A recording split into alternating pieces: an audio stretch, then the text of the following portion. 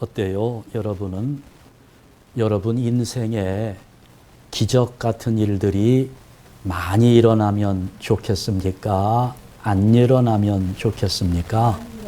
예, 물어보나 마나죠.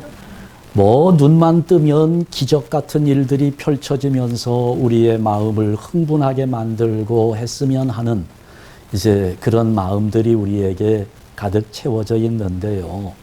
정말 실제로 우리들 주변에서는 믿어지지 않는 일들이 참 많이 일어나는 것 같습니다.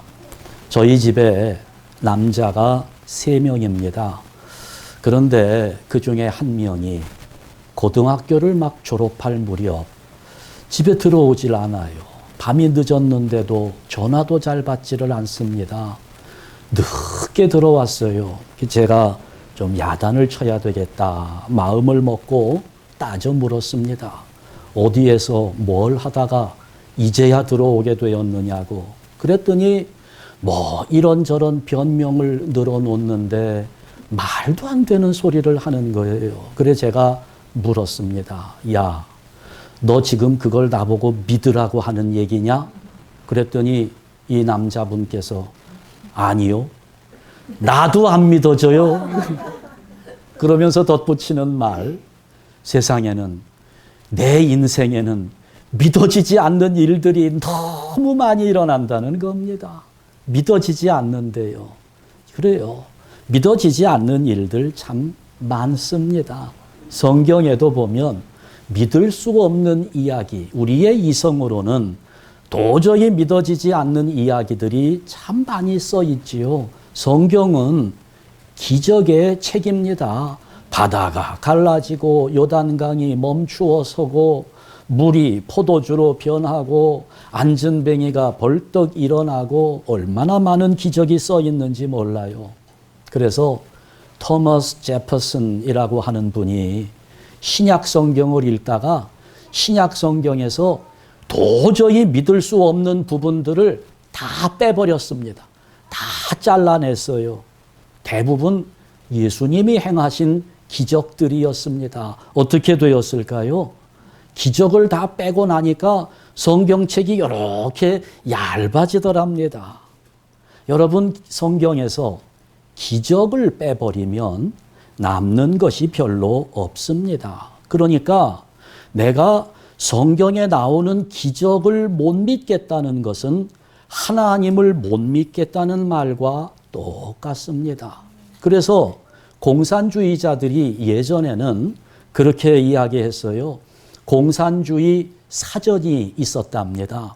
공산주의 사전에서 성경 이거를 찾으면 그렇게 설명을 했대요. 과학적 근거가 없는 공상적인 전설을 모아놓은 책, 이렇게 써놨다고 합니다. 여러분, 그런데 보세요. 지금 공산주의는 망해 없어졌지만 공산주의자들이 공상적인 전설이라고 했던 성경책은 여전히 살아있고 여전히 사람들에게 영향을 끼치고 있다는 것입니다. 그러니까 여러분, 그렇잖아요. 어린 아이들의 눈에는 어른들의 세계가 신기할 따름입니다. 신비롭습니다. 믿어지지 않아요. 아이들 입장에서는 도저히 불가능한 일인 것처럼 여겨져도 어른들에게는 아주 자연스러운 일들이 굉장히 많습니다. 그러니까 우리는 지금 이런 기적이 어떻게 일어날 수 있을까?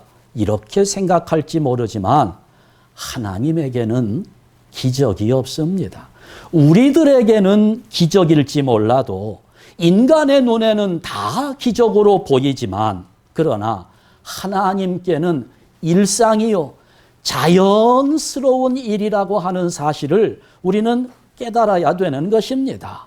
그러니까 여러분, 이 기적을 대하는 잘못된 2가지 태도가 있어요. 어떤 사람들은 기적하면 완전히 무시해버리는 사람들이 있습니다. 좋지 않은 태도입니다.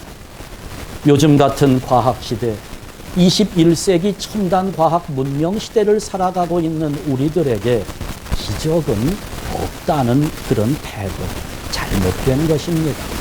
또 하나, 완전히 반대편인데요. 기적만 의지하고 기적만 바라보는 것입니다. 그러니 우리 예수 믿는 사람들 중에도 기적만 쫓아다니고 신비한 체험만 하려고 하는 그런 사람들이 계시지요. 이것 또한 잘못된 태도입니다. 여러분, 그럼에도 오늘 우리는 하나님의 기적을 믿고 있는 사람들이지요.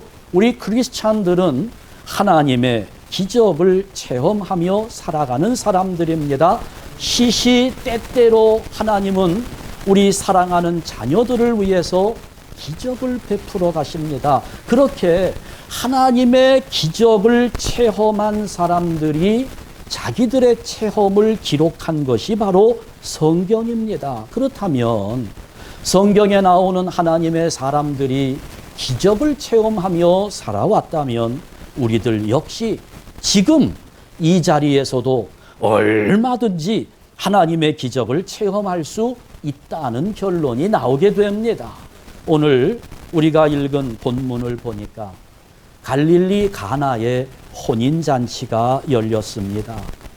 여러분, 그런데 이스라엘 잔치에서 잔치하면 무엇보다 음식을 준비해야 되는데 음식 중에 가장 중요한 것이 무엇일까요?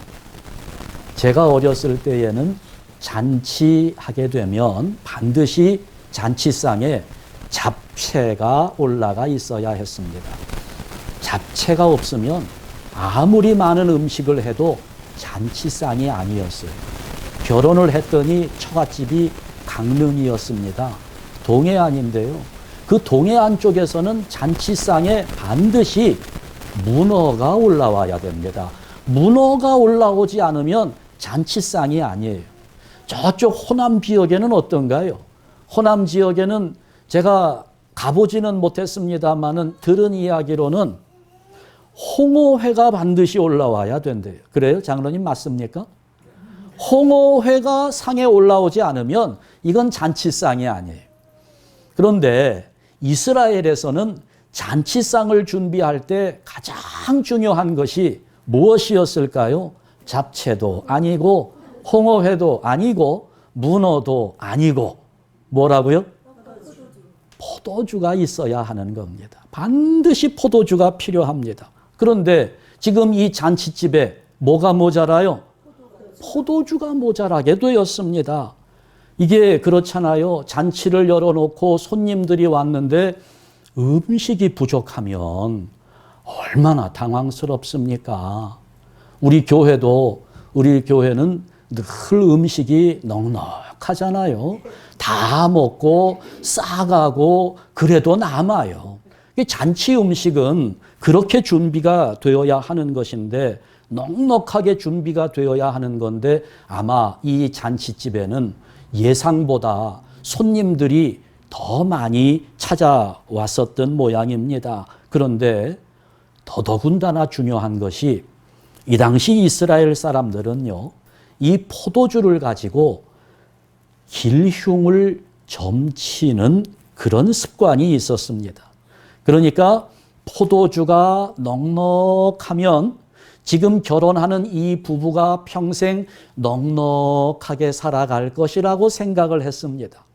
이 포도주가 아주 맛이 좋으면 이 두 부부가 앞으로 살아가는데 아주 맛깔나게 행복한 가정생활을 이룰 것이라고 그렇게 생각을 했어요. 그러니까 이 포도주의 양과 포도주의 맛이 신랑 신부의 밝은 앞날을 예고한다고 믿었던 겁니다. 그런데 포도주가 모자란다면 앞으로 이 두 부부는 어떻게 살 것 같아요?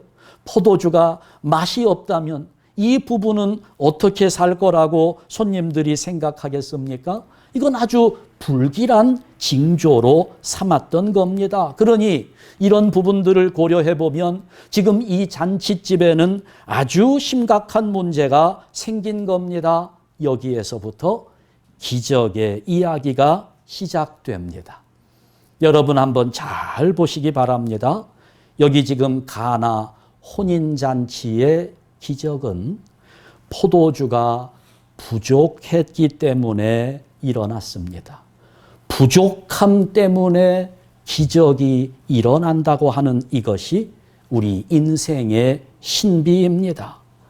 여러분, 부족함이 오히려 하나님의 축복이 될 수 있다는 사실.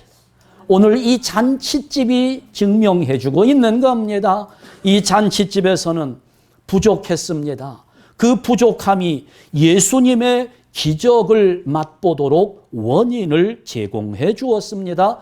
문제가 있었는데 그 문제가 도리어 축복으로 변한 겁니다. 오늘 우리들 가운데 문제를 좋아하는 사람은 아마 아무도 없을 겁니다. 그러나 역사적으로 문제가 있기 때문에 잘된 사람들이 얼마나 많은지 몰라요. 여러분 기억하시겠습니다마는 토스카니니라고 하는 분이 있습니다. 이분은 원래 첼리스트였습니다. 그런데 악보를 볼 수 없을 만큼 지독한 근시였습니다. 악보를 못 보는 거예요. 그러니 첼로를 연주해야 되는데 첼로를 연주하기 위해서 악보를 보아야 하는데 악보가 보이지 않으니 어떻게 할까요? 외우는 수밖에 없는 거예요. 부단한 연습을 통해서 그 악보를 완전하게 암기해야만 했습니다. 그러던 어느 날 오페라 아이다를 시작하는데 그 관현악단의 지휘자가 갑자기 시작하기 직전에 쓰러져 버렸습니다. 누군가가 그 지휘를 대신 해야 되겠는데 거기 지금 있는 단원 중에서 이 악보를 전부 외우고 있는 사람은 딱 한 사람 토스카니니밖에 없었습니다. 할 수 없이 그를 임시 지휘자로 단상에 세웠습니다. 여러분 그 순간이 그 토스카니니로 하여금 이 세상 가장 위대한 지휘자로 세워진 계기가 되었습니다. 그 당시에 19살이었습니다. 그 사람이 20세기에 가장 훌륭한 지휘자가 되었어요. 근시라고 하는 자기의 약점을 축복의 기회로 바꾼 사람입니다. 악보를 암기하면서 자기의 눈이 잘 보이지 않는 약점을 극복했어요. 그러니 여러분 생각해 보면 기적적인 일들 그렇게 멀리 있지 않습니다. 기적은 오늘 내 안에 있는 겁니다. 왜? 하나님은 나의 문제를 축복의 기회로 삼아주시고 나의 약점을 장점으로 바꾸어 주시는 분이기 때문입니다. 삭개오가요. 예수님을 볼 수 없었습니다. 왜요? 키가 작았으니 예수님을 볼 수 없어요. 많은 사람들이 자기 앞을 가립니다. 키가 큰 사람은 그래도 볼 수 있어요. 삭개오는 너무 키가 작습니다. 보지 못했습니다. 너무 보고 싶어서 어디로 올라가요? 뽕나무 위로 올라갔어요. 예수님과 눈이 마주쳤습니다. 키가 커서 예수님을 얼마든지 볼 수 있는 사람들은 그냥 예수님 지나가는 거 한번 보는 것으로 끝났습니다. 키가 작았던 삭개오, 뽕나무 위에 올라갔다가 예수님과 눈이 마주치고 예수님께서 그의 집에 찾아가 들어가셔서 그와 함께 식사를 나누고 교제할 수 있는 복을 받았습니다. 삭개오의 문제는 키가 작은 것이었는데 그 문제 때문에 예수님과 교제할 수 있게 되었던 겁니다. 이렇게 문제 속에 축복의 씨앗이 들어있다는 겁니다. 누구든지 그래요. 문제가 생기면 하나님을 찾는 겁니다. 여러분 지금까지 살아온 인생 돌이켜보세요. 언제 하나님을 찾았습니까? 언제 하나님께 간절히 기도했습니까? 문제가 없을 때, 모든 것이 잘 나갈 때에는 하나님이 잘 생각나지 않았잖아요. 그러나 문제가 생겼을 때, 자식들이 속썩이니 사업이 어려워지니, 직장 생활이 위태해지니, 그러니 하나님을 찾게 되고 우리 주님을 바라보게 되지 않았습니까? 문제가 생기면 하나님을 찾게 되는 겁니다. 오늘 이 잔치집도 문제가 생기니까 예수님을 찾는 거예요. 그전에는 예수님께 관심을 가지지 않았습니다. 여러분, 지금 여러분에게 부족한 거 있나요? 그 부족함 때문에 문제가 됩니까? 그러나 여러분, 여러분의 지금 그 부족함은 오히려 하나님의 축복이 될 수 있음을 믿으시기 바랍니다. 그러나 모든 부족함이 다 축복이 되는 것은 아닙니다. 부족함이 축복이 되려면 하나님을 찾아야 합니다. 그때 변하는 겁니다. 그때 기적이 나타나는 거예요. 예수님의 어머니 마리아가 이 잔치집의 문제를 알게 되었습니다. 그래서 예수님께 문제를 해결해 달라고 부탁하는 거지요. 그런데 예수님께서 뭐라고 대답합니까?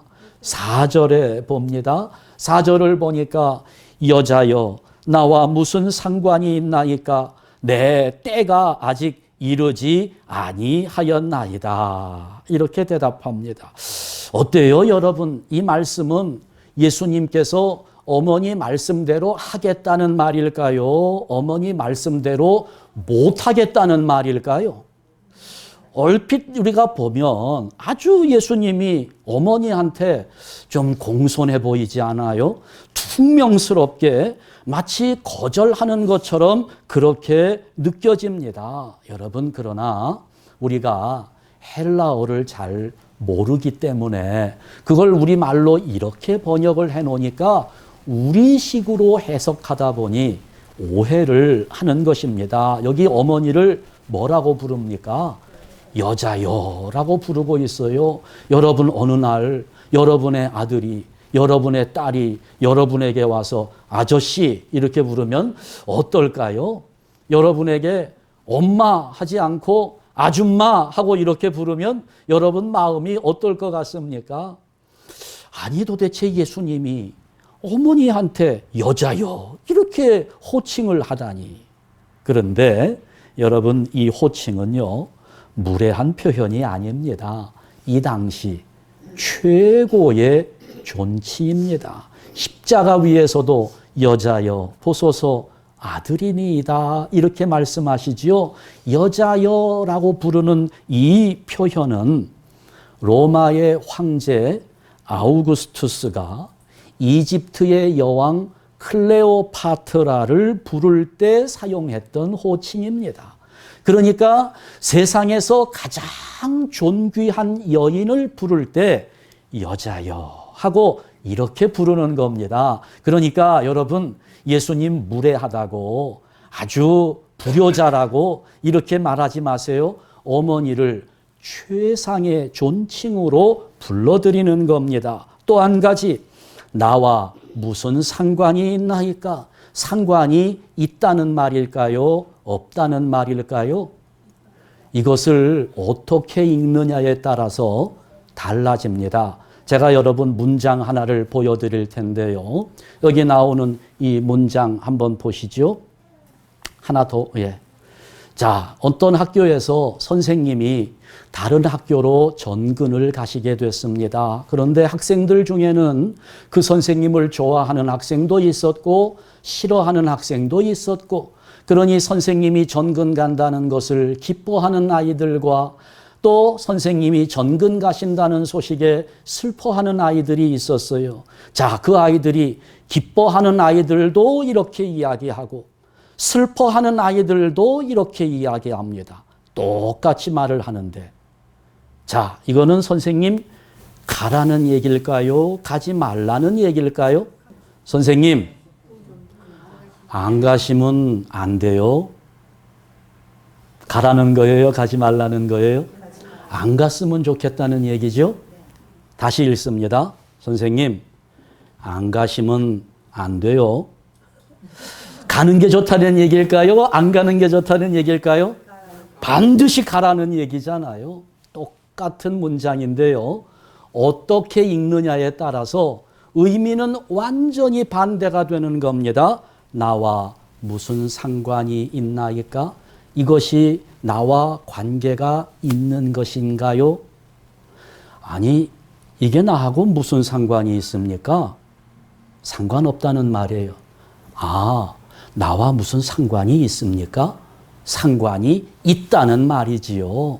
읽는 거에 따라서 의미가 완전히 달라지는데 그냥 글자로만 써놓으니까 이게 어떻게 읽는지를 몰라서 오해를 하도록 만드는 겁니다.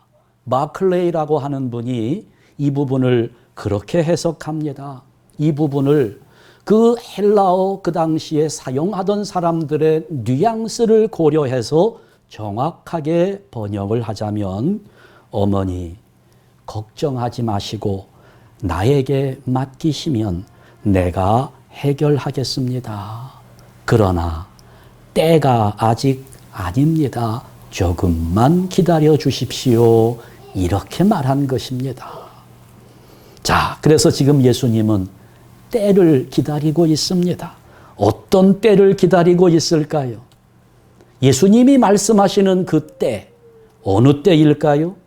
결론부터 말씀드리면 믿음으로 주님만 의지하고 순종할 때를 기다리시는 겁니다. 누구든지 그래요. 자기가 아직 버틸 힘이 있다고 생각하면 주님을 의지하지 않습니다. 우리 인간은 교만하기 때문에 그렇습니다. 힘이 조금이라도 남아있는 사람에게 믿음을 기대하기란 어려운 일입니다. 만일에 나에게 힘이 조금이라도 남아있을 때 주님이 도우셔서 하나님이 함께 하셔서 문제가 해결되면 그 힘이 조금 남아있었던 그 사람은 뭐라고 이야기할까요? 아, 내가 잘나서, 내가 선택을 잘해서 내 힘으로 해결한 것이라고 그렇게 떠들어 대기 때문에, 그래서 하나님은 기다리시는데, 때를 기다리시는데 어떤 때를 기다리시는가? 우리가 하나님 앞에, 주님 앞에 완전히 항복할 때까지 기다리신다는 겁니다. 그리고 그 항복하는 순간 하나님은 능력으로 우리와 함께 하시면서 역사를 이루어 가시는 겁니다. 여러분, 우리 주님은 우리가 하는 기도의 분량보다 100% 주님만 의지하며 순종하는 믿음이 준비되어 있는가를 보시는 분입니다. 자, 드디어 이 집에, 이 잔치집에 포도주가 바닥이 났습니다. 문제가 터진 겁니다. 도움이 필요합니다. 그때 마리아가, 예수님 어머니가 하인들에게 명령합니다. 5절 말씀, 너희에게 무슨 말씀을 하시든지 그대로 하라. 여러분, 오늘 여기 가나의 혼인잔치에서 기적의 절정은 하인들의 순종에서 나타나고 있습니다.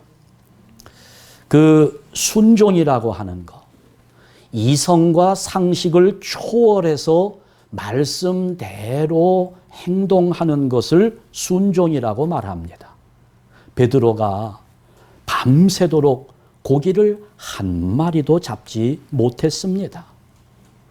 예수님은 베드로에게 깊은 데로 가서 그물을 내리라고 말씀합니다. 순종하기 어려운 상황입니다. 이미 그물을 거두었습니다. 그물을 다시 꺼내 들어야 되고 또 저 깊은 데까지 노를 저어 가야 합니다. 몹시 피곤한 상태입니다. 거기다가 순종하기 가장 어려운 일은 지금 예수님이 베드로에게 하고 있는 충고는 비전문가의 충고라는 것입니다. 여러분 아시지요? 예수님의 직업이 뭔가요? 네. 베드로의 직업은 뭡니까? 고기는 누가 더 잘 잡을까요? 고기를 잘 잡을 수 있는 곳이 어디라는 것을 베드로가 잘 알아요? 예수님이 잘 알아요? 네. 베드로는 전문가입니다. 예수님은 비전문가예요. 자, 제가 양복점에 가서 양복점에서 재단하시는 분에게 제가 충고를 좀 했어요. 아, 재단하실 때 그렇게 하시면 안 되고 이렇게 하셔야 됩니다. 그 재단사가 제 말을 들을까요? 어떻게 하세요? 비전문가니까. 제가 치과에 갔어요. 치과 선생님이 진단하기 전에 제가 먼저 진단을 해서 선생님, 제 이가 지금 여기가 잘못되고 여기가 잘못됐으니까 여기는 갈고 떼우고 뭐 어떻게 하고 그렇게 꼭 해주세요. 그러면 치과 의사가 저를 어떻게 할까요?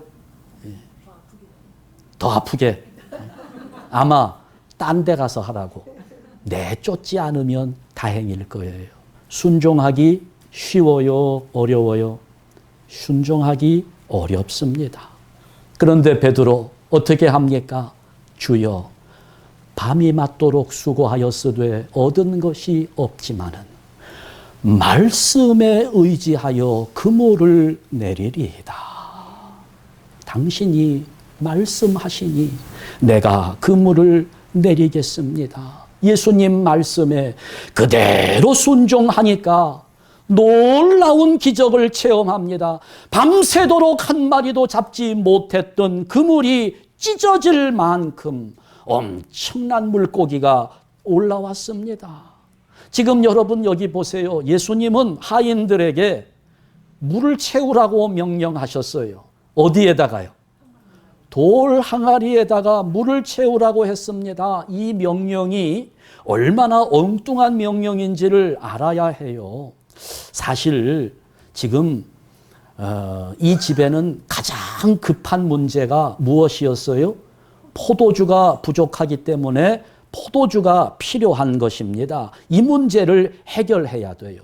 자, 그런데 지금 급한 문제는 포도주가 있어야 되는 것인데 예수님은 어디에다가 물을 채우라고 그래요? 항아리. 그 항아리가 뭐 하는 항아리였을까요? 결례의 항아리입니다. 그 항아리에 채워놓는 물은 우리 집에 손님들이 방문을 하게 될 때 하인들이 그 물로 발을 씻어주는 물입니다. 유대인들은 율법에 따라서 늘 손과 발을 씻지 않으면 집에 들어가지도 않았고 음식을 먹지도 않았습니다. 그들에게는 굉장히 중요한 일이었습니다. 반드시 손을 씻고 발을 씻어야 되는데 손님이 들어오면 그것을 하인들이 해주는 거예요. 그런데 지금 잔치가 열리면서 한꺼번에 많은 손님들이 몰려오니까 이런 격식을 차릴 여유가 없었습니다. 모든 하인들이 음식을 나르는데 동원이 되었고, 그러니 손님들은 그 결례를 행하지 않은 사람들이 있었습니다. 그러니까 지금 여러분 이 집에는요, 두 가지 문제가 있는 겁니다. 하나는 급한 문제, 포도주가 떨어졌습니다. 또 하나는 중요한 문제, 결례에 쓸 물이 없다는 것입니다. 무엇을 먼저 해결해야 될까요? 사람들은 급한 것부터 해결합니다. 발등에 떨어진 불을 먼저 끄려고 해요. 그러나 예수님은 급한 것보다 중요한 것부터 해결하라는 것입니다. 종들은 알고 있어요. 지금 포도주가 부족해서 큰 문제가 생겼는데 언제 저 돌 항아리에 물을 채우고 발을 씻어주고 이거는 나중에 해도 되지 않느냐. 급한 불을 먼저 꺼야 될 것이라는 사실을 종들은 알고 있습니다. 그런데 여러분 어때요? 우리 같으면 순종할 수 있습니까? 오늘 성경의 가르침은 그럴지라도 순종하면 기적을 체험할 수 있다는 것을 말하는 것입니다. 여기 여러분 돌 항아리가 6이라고 하면 사실 굉장히 많은 양입니다. 잔치집에 그렇게까지 포도주가 많이 필요하지는 않아요. 더더군다나 이 항아리는 돌로 만들었습니다. 돌 항아리에는 포도주를 담지 않습니다. 포도주는 어디에 담아요? 가죽 부대에 담습니다. 그러면 물이 포도주가 되는 기적을 우리가 감안한다 할지라도 물을 어디에 채워야 할까요? 가죽 부대에 채워야지요. 돌 항아리에 많은 양의 물을 채우라는 겁니다. 그러니 하인들은 의심을 가질 수 있지요. 의문을 품을 수 있습니다. 불순종할 이유가 충분합니다. 그러나 우리 주님의 말씀은 그러한 의문과 그러한 상식을 뛰어넘는 것입니다. 그때 우리가 순종하면 놀라운 기적이 내 인생을 기다리고 있다는 것입니다. 물을 채우라고 하니까 예 하고 채우면 그것이 순종입니다. 바로 그것이 믿음이고요. 믿음은 따지는 거 아니에요. 믿음은 그냥 하는 것입니다. 주님의 말씀이니까, 하나님의 명령이니까 하는 겁니다. 왜 해야 됩니까? 이건 안 됩니다. 지금까지 내 경험으로는 이렇게 한 적이 한 번도 없습니다. 여러분, 아니에요. 한 번도 안 해봤지만 하나님 말씀하시니 따르겠습니다. 이것이 믿음이라는 것입니다. 그럴 때 기적의 역사가 내 인생에 나타나는 거예요. 여러분 지금 보세요. 하인들이 순종을 하는데요. 어떻게 순종하는지 한번 보세요. 주님이 뭐라고 명령을 했습니까? 항아리에 물을 채우라고 그랬잖아요. 항아리에 물을 채우라고 그랬더니 하인들이 어떻게 채웁니까? 어떻게 채웠다는 거예요? 아귀까지 채웠다는 게 꽉꽉 눌러서 발로 밟고 그냥 빈틈없이 아귀까지 꽉 채웠다는 얘기 아닙니까? 예수님은 그냥 채우라고 했는데 참 이 하인들 우리 기억해 둡시다. 하나님께서 주시는 축복의 분량은 믿음의 분량과 정비례한다는 사실. 우리가 채우는 만큼 은혜가 주어지는 것입니다. 우리가 준비한 만큼 하나님의 복이 채워지는 것입니다. 오늘 저는 그래요. 제 개인적으로 여러분 인생이 이와 같이 가나의 혼인잔치처럼 물이 포도주로 변하게 되는 놀라운 기적들이 여러분 인생에 가득 채워지기를 간절히 바라는 마음이 있습니다. 그런데 오늘 우리가 이러한 기적을 바라지만 이런 기적을 바라보면서 깨달아야 할 부분이 아주 중요한 부분이 하나 있습니다. 사람들은 기적을 보면 놀랍니다. 그 기적 사건 자체에 관심을 갖습니다. 그러나 여러분 오늘 사도 요한은 복음서를 기록하면서 오늘의 이 사건에 기적이라는 말을 사용하지 않습니다. 그 대신에 뭐라고 사용합니까? 표적이라는 말을 쓰고 있습니다. 기적과 표적 어떻게 다른 것일까요? 기적은 사건 자체에 관심을 둘 때 쓰는 말입니다. 그러나 표적은 기적 사건보다는 그 기적을 일으킨 사람의 초점을 맞출 때 사용하는 단어입니다. 성경은 기적의 사건을 소개하는 것이 아닙니다. 오늘 가나의 혼인잔치에서 이런 기적이 일어났다는 것을 강조하는 것이 아니라 그 기적을 일으키시는 예수님을 증거하는 데에 목적이 있다는 겁니다. 11절 말씀을 한번 보시겠습니다. 예수께서 무엇을요?